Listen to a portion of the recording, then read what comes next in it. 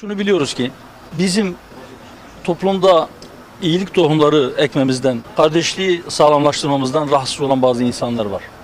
Tarih boyunca da toplumu ıslah etmeye, toplumun maneviyatını yükseltmeye çalışanlardan rahatsızlık duyanlar hep olmuştur. Hep var ola gelmiştir. Bundan sonra da bunlar var olacaktır. Türlü yöntemlerle bizi durdurmaya çalıştılar. Durdurmaya çalışıyorlar. Bundan sonra da durdurmaya çalışacaklardır. Hiçbirisi kar etmedi, sonuç vermedi.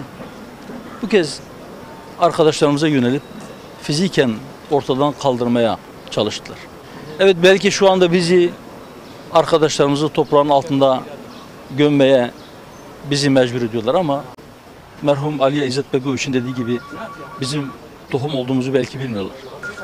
İnşallah daha güçlü bir şekilde biz çalışmalarımızı sürdüreceğiz. Biz yine iyilik tohumları ekmeye, biz yine toplumun ıslahı için elimizden gelen her türlü çabayı ortaya koymaya devam edeceğiz.